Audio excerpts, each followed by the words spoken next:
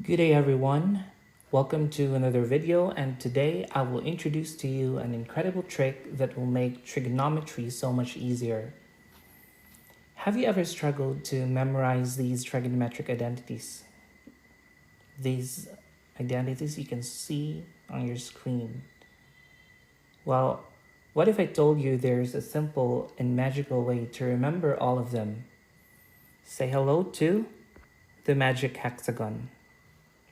This little diagram is a game changer when it comes to mastering trigonometry. So stick around and I'll show you how it works. So what exactly is Magic Hexagon? It is a visual tool that organizes the fundamental trigonometric identities in one compact and easy to use diagram. So instead of memorizing long equations, you can use this to instantly recall the identities. The key players here are the trigonometric functions sine, cosine, tangent, cotangent, secant, and cosecant. And of course, 1 at the center.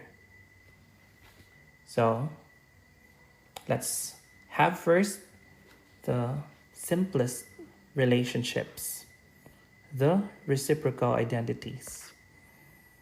So as you can see in your screen, these are the reciprocal identities. And what I will be showing to you is how to get these reciprocal identities using the Magic Hexagon. So again, you have to memorize the correct placement of sine, cosine, tangent, cotangent, secant, and cosecant, and of course, 1 at the center. The hexagon helps us to see that each function has a reciprocal directly across from it. For example, sine has cosecant, tangent and cotangent, cosine and secant. Now, from here, we can easily recall how to solve the reciprocal identities. So, let's have first sine theta. We know that the equivalent value of sine theta is 1 over cosecant theta. And what you're going to do is just cross sine to cosecant. This becomes 1, which is the center value, over cosecant theta. Another example, let us have cosecant theta. Cosecant theta is just crossing the other side, 1 over sine theta. Next, let's have cosine theta. If we cross from cosine to secant, this becomes 1 over secant theta, which is this value. Now, let's move to the quotient identities. In the reciprocal identities, the pattern is crossing from one trigonometric function to its to the trigonometric function across it in the Magic Hexagon. But for the quotient identities, what you're going to do is to move in this pattern, the clockwise pattern. Example, to solve for tangent, you have to do the clockwise pattern. That is, tangent theta is equal to sine theta over cosine theta.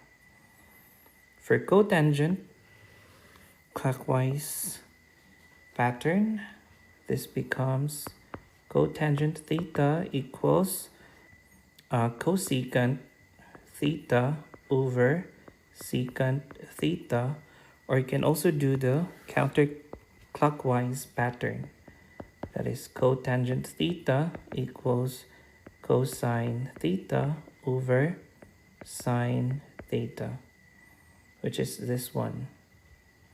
For tangent theta, you can also do the counterclockwise pattern. So you can also have secant theta over cosecant theta as the value of your tangent theta.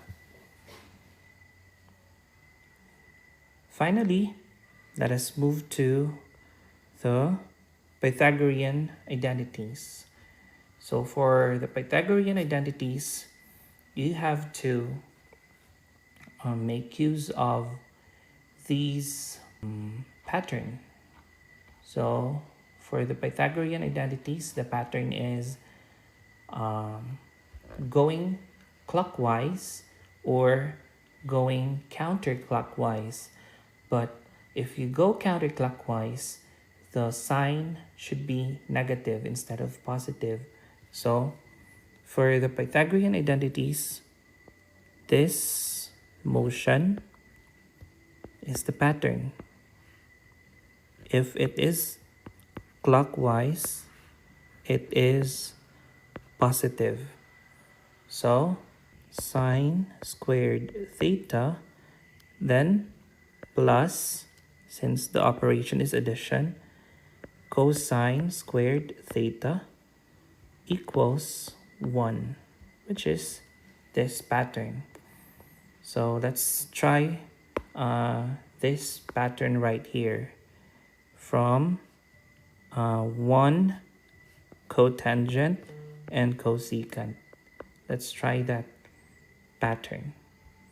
So that is 1 plus cotangent squared theta equals cosecant squared theta, which is this one. And finally, the other triangle is tangent squared theta plus 1 equals secant squared theta, which is this one. Now, I told you earlier that you can also do the counterclockwise way or motion. But if you do the counterclockwise motion,